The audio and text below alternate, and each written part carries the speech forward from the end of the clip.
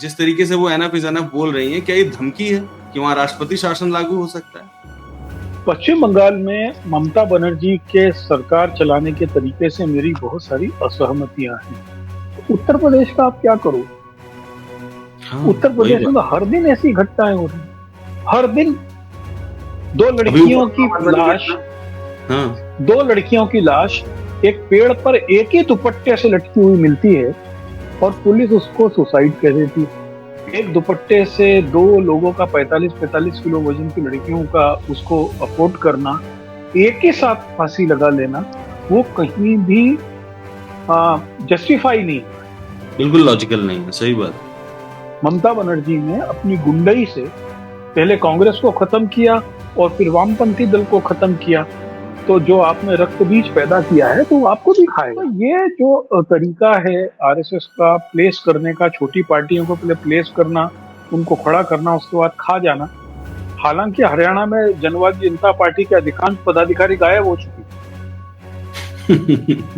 ये आपको क्या लगता है कि यहाँ पे पश्चिम बंगाल में राष्ट्रपति शासन लगवा लेंगे? मुझे लगता है कि ऐसी गलती ये करेंगे नहीं, क्योंकि जो मोहन भगवत जी हैं उनकी तो सुरक्षा गृह मंत्री के समकक्ष कर दी गई है। सुरक्षा कर अब दी ये गई समझ है में नहीं या निगरानी बढ़ा दी गई? हाँ, अब यही कुछ समझ में नहीं आता, भागवत जी से खतरा है कि भागवत जी को खतरा है।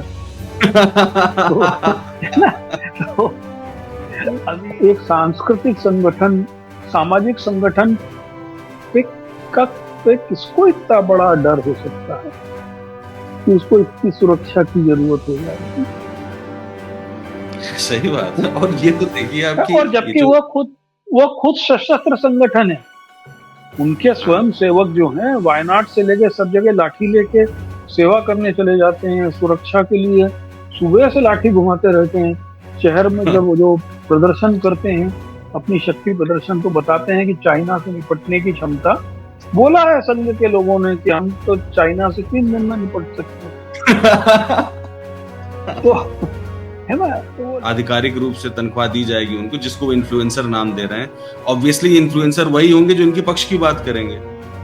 ऐसा तो नहीं है वो इन्फ्लुएंसर होंगे जो विपक्ष की बात करेंगे। जैसे दिल्ली में तो उन्होंने आईएनडी मिनिस्ट्री में ढेर सारे सलाहकार बिठा रखे हैं, जो जितने आरएसएस से जुड़े चंगू मंगू किस्म के पत्रकार थे, कोई अपने आप को अंगुलवाज कहता है तो कोई सहर कहता है, वो सबको उन्होंने लगा रखा है वहां पर कोई सलाहकार के रूप में। उनका काम दिन भर ये है कि सब अखबारों को पलट के देखना और ये देखना कि भारतीय जनता पार्टी का विरोध करने वाले किन किन लोगों को एडिटोरियल पेज पे कौन छाप रहा है, उसके नाम को कैसे हटवाया जाए।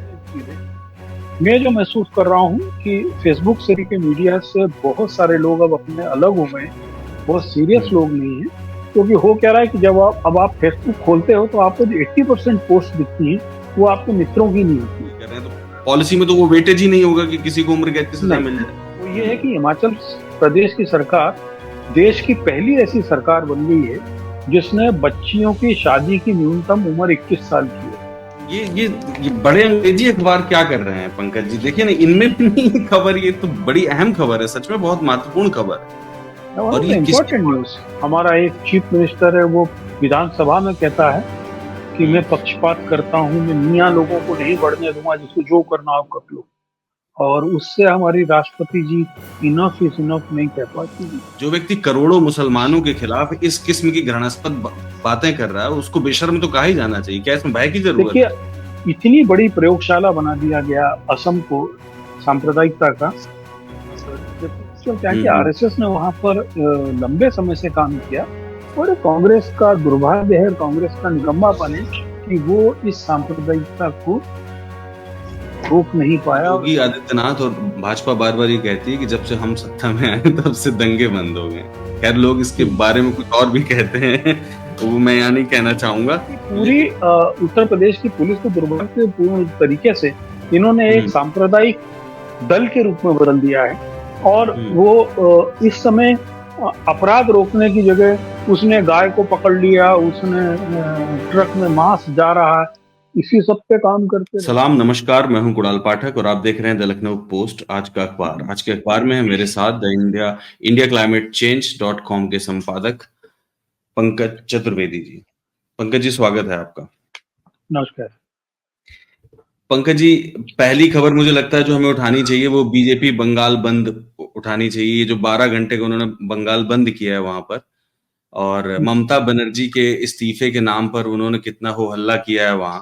और ये भी है कि उनके ऊपर बम फेंके गए, तमाम चीजें हुई, ये सब अखबारों में है। लेकिन सबसे अहम बात यह है कि वो ममता बनर्जी का इस्तीफा मांग रहे हैं इस मुद्दे पर। आप देखिए कि अगर इस मुद्दे पर इस्तीफा मांगा जाना है तो मणिपुर पर किसका इस्तीफा मांगा जाए, बिहार पर किसका इस्तीफा मांगा जाए? क्या हाथरस पर किसी ने इस्तीफा दिया था? कुछ नहीं हुआ।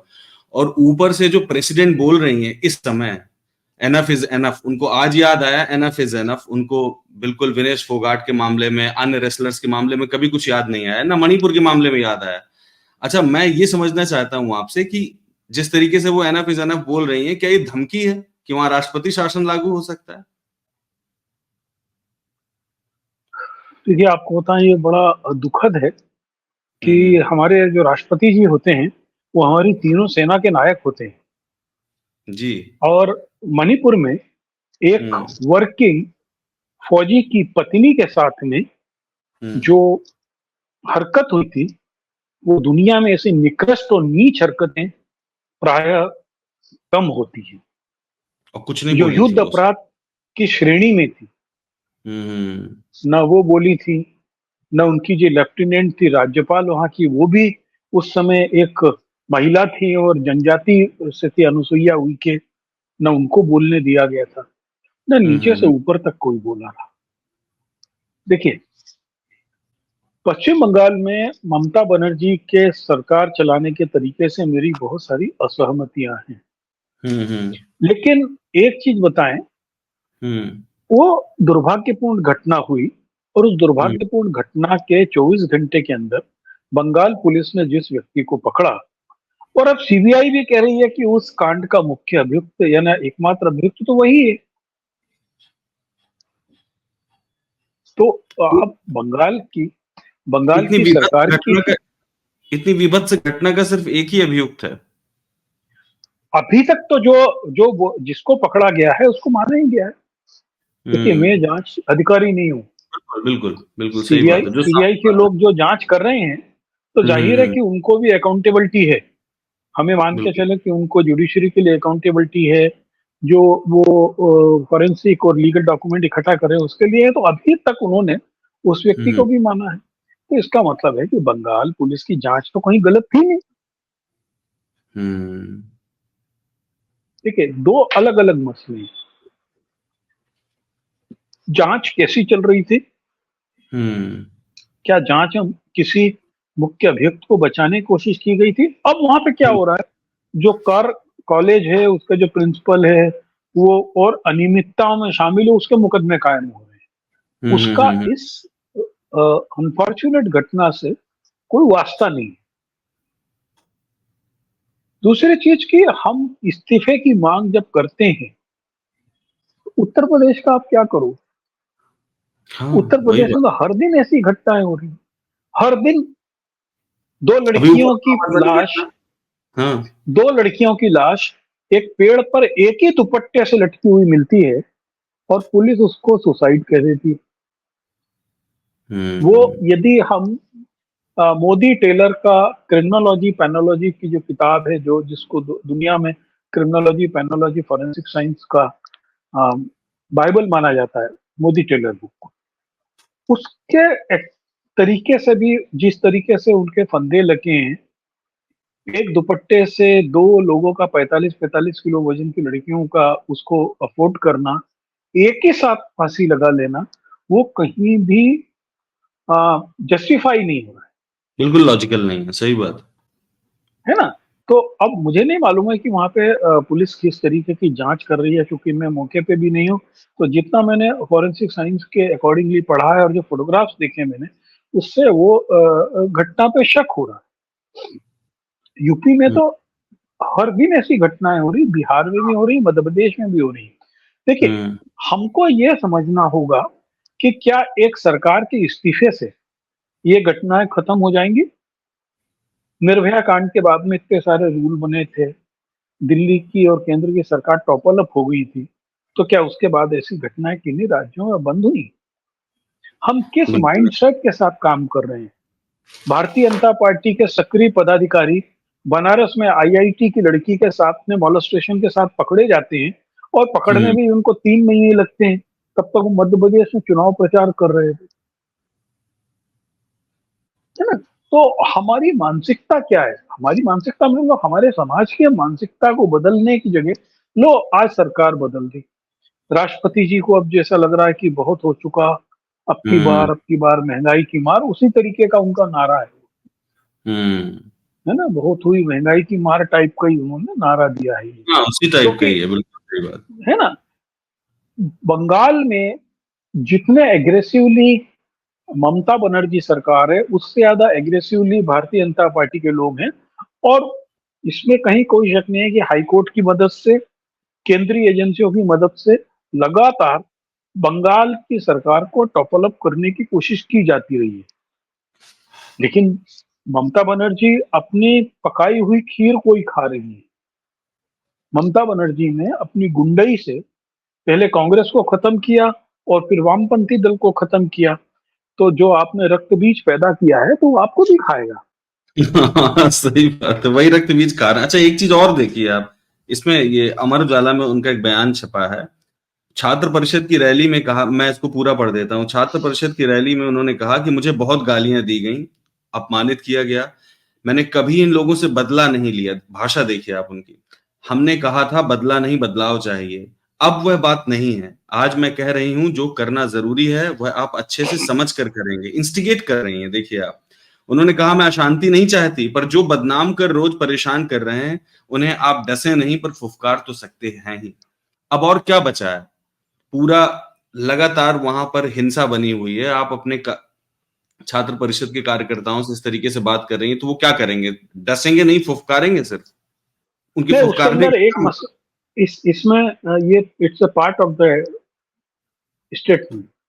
ये पूरा स्टेटमेंट उसके अंदर उस तरीके का है कि बंगाल में बाहर के लोगों को लाकर, खास करके असम और झारखंड से लोगों को लाकर अस्थिरता और अशांति फैलाई जा रही है। हम्म। और आज यदि बंगाल जलेगा तो ऐसा नहीं है, उत्तर प्रदेश भी जलेगा, असम भी जलेगा, झारखंड भी जलेगा। हाँ, वो बोली है, Bengal will spread Assam to Bihar and Orissa. ठीक द है ना। फायर वो एक स्टार्ट। लंबा हाँ। स्टेटमेंट है उनका कि हम बांग्लादेश नहीं है, हम बंगाल है, हमें अपने देश से, अपने राज्य से प्यार है। वो एक लंबा स्टेटमेंट है। तो हम्म। एक चीज तो तय है कि अब ममता बनर्जी अभी भी नहीं समझ रही है। ममता बनर्जी जो इंटरनल कंप्रोमाइज चल रहे हैं कि अभिषेक अभिषेक की पत्नी कोल घोटाला और उसके अंदर ईडी से बचे रहें और ये सब खेल चलता रहा। देखिए, आरएसएस का एक बड़ा खास तरीका है, वो हर समय किसी एक नॉन कांग्रेस पार्टी को पकड़ के प्रमुख विपक्षी दल के रूप में प्रचारित करती है और उससे लड़ती रहती है। ये सही बात ये कही है। एक तरीका है उनका। आप देख लिए ना, अभी हरियाणा में जिस हम्म। जनवादी जनता पार्टी के साथ में भारतीय जनता पार्टी 4.5 साल मिलकर सरकार चलाती रही, हम्म। वो जनवादी जनता पार्टी अब जो है चंद्रशेखर रावण की पार्टी के साथ मिलकर चुनाव लड़ रहे हैं। ये आरएसएस का जो बॉन्ड है, और उसका कारण आप देख लीजिए, हम्म। हरियाणा में 25% जाट वोट के बाद में जो सबसे बड़ा वोट बैंक है 21%, वो दलितों का है। अच्छा। यस। बाकी हम्म। जितने वोट बैंक हैं जातियों के, वो 10% से नीचे हैं। दो बड़े वोट बैंक जो हैं, hmm. 25% Jat and 20.1 point and something percent Dalit. Hmm. और जो दलित वोट है, ये माना जा रहा था कि कांग्रेस के पक्ष में जाएगा। इसलिए चंद्रशेखर तो रावण को वहां पर जजपा के साथ खड़ा कर दिया गया। हाँ, तो ये जो तरीका है आरएसएस का प्लेस करने का, छोटी पार्टियों को पहले प्लेस करना, उनको खड़ा करना, उसके बाद खा जाना। हालांकि हरियाणा में जनवादी जनता पार्टी के अधिकांश पदाधिकारी गायब हो चुके हैं। पार्टी का लगभग 70% हिस्सा कांग्रेस में जा चुका है। हम्म। लेकिन इनको कौन फंडिंग करता है, किस प्रकार से चुनाव लड़ते हैं? चंद्रशेखर रावण के बारे में मेरे एक बार मैंने कहा था कि चंद्रशेखर कोई राजनीतिक दल नहीं, वो एक गिरोह चलाता है जिसकी कोई विचारधारा नहीं है। जिसका कोई मैंडेट नहीं है, जिसकी कोई पॉलिसीज नहीं है, वो केवल एक गिरोह है जो एरोगेंसी और गुंडागिर्दी दिखा के यानी ऊंची आवाज करके वो चाहते हैं कि सियासत की जाए। तो वो एक गिरोह होता है, राजनीति वो राजनीति का दल नहीं होता है, और वो वही कर रहे हैं अभी भी। तो अब ये आपको क्या लगता है कि यहाँ पे पश्चिम बंगाल में राष्ट्रपति शासन लगवा लेंगे? मुझे लगता है कि ऐसी गलती ये करेंगे नहीं, अच्छा। जो मेरा मानना है। सभी लोग कह रहे हैं कि ऐसा हो सकता है, लेकिन मुझे नहीं लगता ऐसा करेंगे, क्योंकि इस लोकसभा चुनाव में उनको अपनी जमीनी हकीकत तो मालूम पड़ गई है। ठीक है ना। ये जो स्टूडेंट आंदोलन है वो शहरों तक सीमित है। अच्छा। ठीक है ना। और शहर के इलाके में वैसे भी बीजेपी को वोट मिले।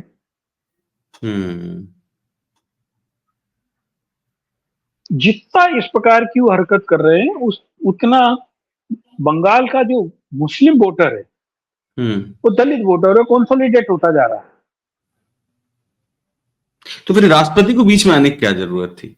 और खासकर मतलब राष्ट्रपति बीच में आएंगे, इसका मतलब निश्चित रूप से काउंसिल ऑफ मिनिस्टर्स ने कुछ ना कुछ कहा होगा, अपने मन से तो नहीं आ सकती नहीं, हैं। ये तो ये नहीं, वो अपने मन से तो कुछ भी नहीं कर सकती है। अपने मन से तो उनका कोई बस का है भी नहीं, और हमारे यहाँ तंत्र भी नहीं राष्ट्रपति का। ये केवल एक, उनको लगा कि अभी तक जितने राजनीतिक बयान आए हैं उनसे कोई बहुत असर नहीं पड़ रहा है। उनका जो असल इशारा है इस खेल का, वो झारखंड का चुनाव है। झारखंड का चुनाव, बंगाल से सटी हुई सीमा से झारखंड का करीबन 11-12 विधानसभा सीट लगती है। ठीक है ना। तो it is absolutely political statement. बिल्कुल। अगली खबर में जो उत्तर प्रदेश की जो डिजिटल मीडिया पॉलिसी है, ये लेकर आए हैं, कल ही आया है। और इसमें वो तो आपने देखा ही होगा कि 8 लाख रुपए, मतलब इन्फ्लुएंसर्स को 8 लाख रुपए तक, और जिसको वो समझेंगे कि एंटी नेशनल पोस्ट है सोशल मीडिया में, उसको उम्र कैद तक की सजा देंगे। तो ये इसका मतलब ये है कि जो इनके आईटी सेल के जो ट्रोल्स हैं इनके, उनको ऑफिशियली तनख्वाह देने का तरीका है अभी, आधिकारिक रूप से तनख्वाह दी जाएगी उनको, जिसको वो इन्फ्लुएंसर नाम दे रहे हैं। ऑब्वियसली इन्फ्लुएंसर वही होंगे जो इनके पक्ष की बात करेंगे। ऐसा तो नहीं है वो इन्फ्लुएंसर होंगे जो विपक्ष की बात करेंगे, जो इनके पक्ष की बात करेंगे और विपक्ष को घेरेंगे। मध्य प्रदेश में तो पहले डिजिटल मीडिया को इतना पैसा दिया गया है कि मध्य प्रदेश की पॉलिसी का थोड़ा सा विस्तार है। इसके अंदर इन्होंने सोशल मीडिया को शामिल कर लिया है। देखिए, इसके अंदर अकेले अपने प्रचार तक सीमित नहीं रहेगा। इसकी खासियत यह है कि टेबल के नीचे से जो लोग इस सरकार से असहमति रखने वाले स्वर देते हैं, उनकी पोस्ट को कैसे लो किया जाए, वो लोगों तक ना जाए, उसका एक रिश्वत है ये। ओके। है ना। तो जाहिर है कि जैसे दिल्ली में तो उन्होंने आईएनडी मिनिस्ट्री में ढेर सारे सलाहकार बिठा रखे हैं, जो जितने आरएसएस से जुड़े चंगू मंगू किस्म के पत्रकार थे, कोई अपने आप को अंगुलवाज कहता है तो कोई सहर कहता है, वो सबको उन्होंने लगा रखा है वहां पर कोई सलाहकार के रूप में। उनका काम दिन भर ये है कि सब अखबारों को पलट के देखना और ये देखना कि भारतीय जनता पार्टी का विरोध करने वाले किन किन लोगों को एडिटोरियल पेज पे कौन छाप रहा है, उसके नाम को कैसे हटवाया जाए। तो ये एक अपना तरीका है, लेकिन ये सरकार इस चीज को नहीं जान रही है कि जिस प्रकार से पिछले 10 साल में टेरेस्ट्रियल न्यूज मीडिया की छवि इतनी खराब हुई कि अब लोग उसको देख नहीं रहे हैं, और 1 करोड़ 80 लाख लोग देखने वाले अब यूट्यूब चैनल हैं। ठीक इसी तरीके से धीरे धीरे धीरे धीरे मैं जो महसूस कर रहा हूँ कि फेसबुक से के मीडिया से बहुत सारे लोग अब अपने अलग हो गए, बहुत सीरियस लोग नहीं है।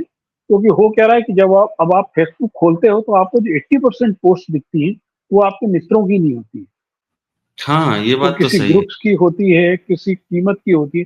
तो जब आप अपने इंटरेस्ट के लोगों को नहीं देखेंगे तो जाहिर है कि आप साइमल्टेनियसली उस पर अपने घंटे कम करते चले जाएंगे।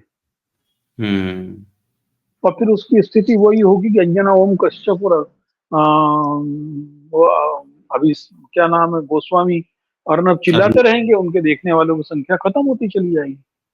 हम्म। अच्छा फिलहाल ये है एक कि जो जी। जो बेरोजगार हैं उनके हम्म। शाखा मुरग उनको कुछ पैसा सरकार के हेड से दे देंगे। शाखा मर्ग, सही शब्द है। ये मैं ये पूछ रहा था पंकज जी कि सिर्फ पॉलिसी ले आने पर आप किसी को उम्र कैद की सजा तो नहीं दे सकते, जैसे उन्होंने पॉलिसी में उम्र कैद का प्रावधान किया, कानून तो लाना पड़ेगा ना। अगर आप किसी को उम्र कैद की सजा के लिए कर रहे हैं तो पॉलिसी में तो वो वेटेज ही नहीं होगा कि किसी को उम्र कैद की सजा नहीं, मिल जाए। देखिए असल चीज ये है कि आपको एक चीज बता दें, जितने हम्म। केसेस में बड़ी सजा का जिक्र किया जाता है, उसका असल हम्म। उद्देश्य ये नहीं होता है कि हम किसी को सजा दिलवा दें। उसका प्राइमा हम्म। फेसी उद्देश्य होता है कि हम इस आदमी को पकड़ें और उस धारा में बुक कर दें कि उसकी साल 2 साल जमानत ना हो। देखिए क्या होता है, हम्म। जो सेशन ट्रायल के केसेस होते हैं जिसके अंदर 7 साल या उससे अधिक की सजा होती है, या उम्र कैद या फांसी की सजा का प्रावधान है, उनमें जमानतें बड़ी मुश्किल से होती है। हम्म। तो उनका उद्देश्य आपको सजा दिलवाना नहीं है, आपको प्रताड़ित करना और भयभीत करके रखना भया दोहन। है ना। आज आप हम्म। जमानत हो जाए फिर तो आप देख लीजिए, यूपी में कई केसेस है, चर्चित केस हुए, 22 साल, 25 साल, 26 साल बाद उनके फैसले होते हैं, हम्म। है ना। अब देखिए आज यूपी। की आपको एक खबर बताता हूँ जो केवल एक दिल्ली के अखबार में अंदर के पेज पे मैंने देखी, बाकी किसी अखबार में नहीं देखी। इवन हम्म। दिव्य हिमाचल जो अखबार हिमाचल का, उसमें भी नहीं देखी। वो ये है हम्म। कि हिमाचल प्रदेश की सरकार देश की पहली ऐसी सरकार बन गई है जिसने बच्चियों की शादी की न्यूनतम उम्र 21 साल की है। ये एक बहुत अच्छा, बड़ा फैसला है। यस। ये और तो पॉलिसी दिल्ली के लेवल पर किसी, बातचीत चल रही थी, पॉलिसी लेवल पर चल हाँ रही थी बातचीत, इसमें कोई हाँ फैसला नहीं हाँ आया। हाँ, वहां पर जो है जो एक नया विवाह अधिनियम आया है, उसके हम्म। अंतर्गत उन्होंने इसका प्रावधान रखा है। इतनी बड़ी घटना है, देश का पहला हम्म। ऐसा राज्य बना है। और उसके अंदर उन्होंने पूरे एम्स की एक रिपोर्ट लगाई कि किस प्रकार से 21 उम्र करने से बच्चियों को पढ़ने में, उनके शारीरिक विकास में और भविष्य में फैमिली प्लानिंग में उनको मदद मिलेगी। और इतनी बड़ी खबर शायद दैनिक हिंदुस्तान के दूसरे तीसरे पेज पे मैंने कहीं पे देखी है, बाकी मैंने किसी अखबार में नहीं देखी। ना हाँ पंजाब के बढ़िया। ट्रिब्यून में देखी, ना हिमाचल के दिव्य हिमाचल में देखी, ना जागरण में देखी। नहीं ये बड़े अंग्रेजी अखबार क्या कर रहे हैं पंकज जी, देखिए ना, इनमें भी नहीं है खबर। ये तो बड़ी अहम खबर है, सच में बहुत महत्वपूर्ण खबर है। और ये किसी इम्पोर्टेंट न्यूज। अब आप किसी सोचिए कि अखबार। आप सोचिए कि जिस देश में हमें मालूम है कि आने वाले हम्म। 26 साल में हमारी हम्म। बड़ी आबादी हम्म। 60 साल से ऊपर होने वाली है, वहां हम्म। पर मैरिज एज को इन्हांस करके हम किस प्रकार से यंग पॉपुलेशन को बनाए रखेंगे, पॉपुलेशन कंट्रोल करेंगे, बहुत बड़ा मसला है। लेकिन हम्म। आपने कहीं ये खबर नहीं देखेंगे। पॉपुलेशन तो वैसे भी पॉपुलेशन तो वैसे भी स्टेबल हो जानी है पंकज जी, 2070 के जाहिर है बाद। वो तो वो तो वैसे भी वो स्टेबल हो जानी। या, इवन इवन जो कमिंग क्राइसिस है वो ये है कि पॉपुलेशन कम होती चली जाएगी, पॉपुलेशन बढ़ाने की जरूरत पड़ेगी। तमाम यूरोपीय देश और पूरा यूएसए इसी बात से जूझ रहा है। खैर जापान वगैरह का तो चाइना कोई बात नहीं। हाँ, चाइना भी, स्वयं चाइना का चाइना ये है ना।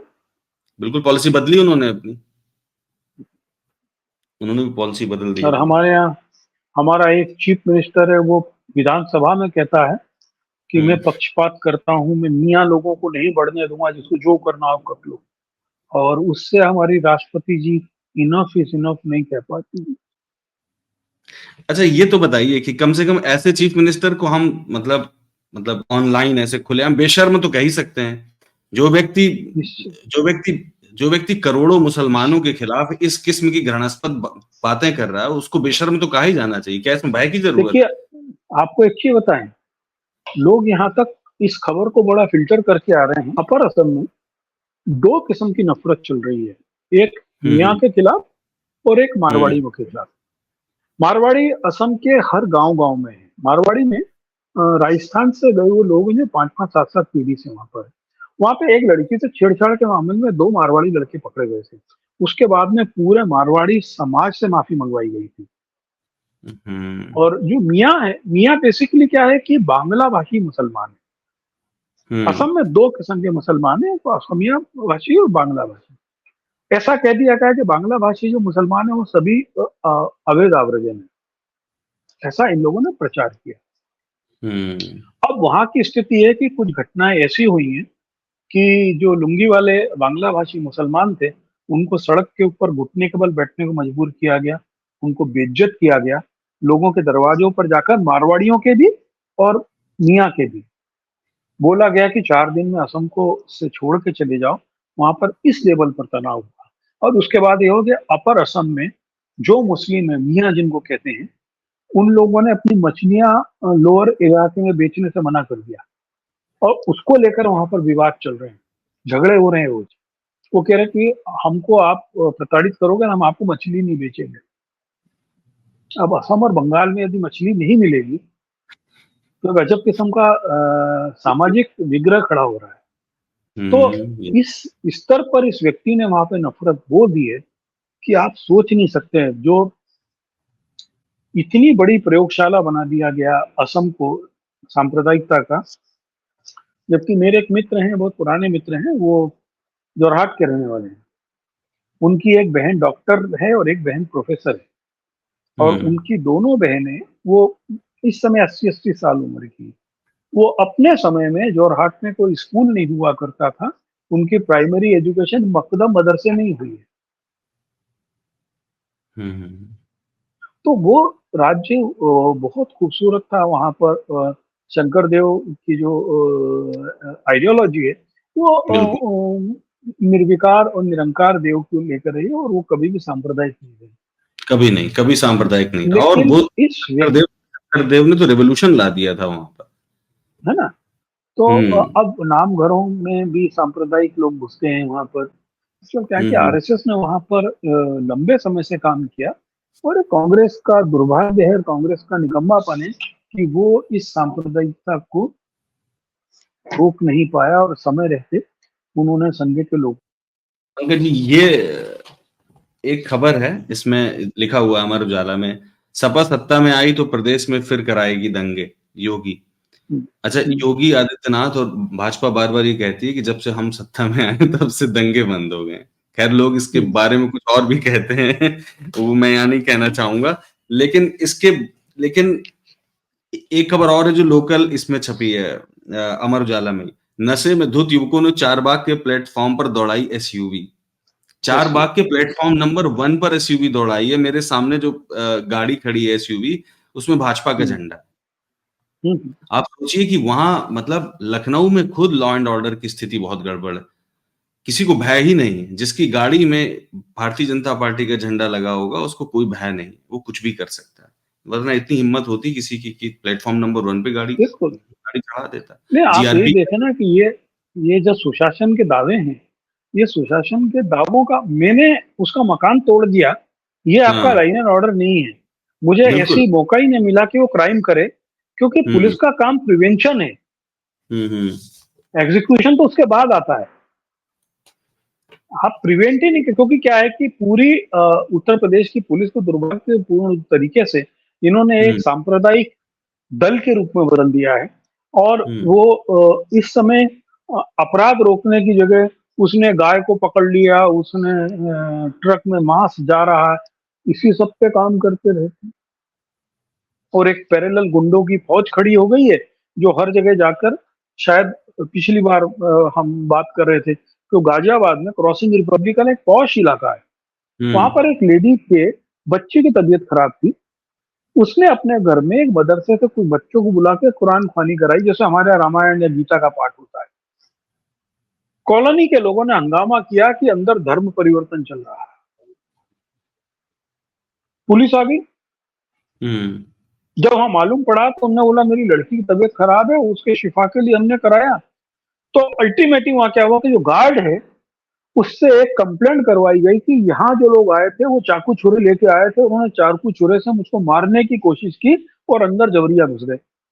बताइए। अब उसके घर पे हंगामा, जो नारेबाजी कर रहे थे ये बजरंग दल, हिंदू संगठन, वो जो लंपट गिरी है वो तो अलग रहे, वो बेचारे फंसे फंसे घूम रहे हैं कि हमको चाकू लेके मारने की कोशिश की। तो ये पुलिस का काम यही रह गया है। पुलिस ने हालांकि उसमें सामने आके बोला कि वहां पर न तो कोई धर्म परिवर्तन हो रहा था, कोई धार्मिक सभा हो रही थी, हम्म। लेकिन वो ये है कि ये काम तो जो भी एसीपी थी, लड़की लेडी थी, उन्होंने बड़ा ईमानदारी से कर लिया। लेकिन उसके बाद ऊपर से जो दबाव आया होगा, तो उन्होंने चलो कि मुकदमा काम कर लो, मियाँ फंस तो जाए थोड़े से। एक सूत्री तो एजेंडा है, सिर्फ एक आप सूत्री एजेंडा है ये किसी। सोचे कि ये बेचारे पुलिस वालों को आपने मानसिक रूप से सांप्रदायिक कर दिया। हर थाने में बोल दिया गया था कि इस बार आपको जन्माष्टमी मनाना है। मालूम है तो आपको? नहीं, मुझे नहीं मालूम है, पुलिस का नेचर जबकि यस, सेकुलर है। ऑफिशियली ऑफिशियली चीफ मिनिस्टर ने बोला था। और जबकि ऑफिशियली की जरूरत नहीं है, हर पुलिस लाइन में जन्माष्टमी के दिन पर उत्सव होते हैं, कार्यक्रम होते हैं, वो अधिकारी अपने लेवल पर करा लेते हैं, किसी को कोई आपत्ति है नहीं ना? होती, चीफ मिनिस्टर को कहने की नहीं, इस जरूरत बार क्या थी। ऑफिशियली कराया गया इस बार। लीजिए, मैं नास्तिक हूं, या मैं अच्छा। इस आइडियोलॉजी को नहीं मानता हूं। हम्म। आप एक ऑफिस ऑर्डर के थ्रू मुझको जबरदस्ती कर रहे हैं।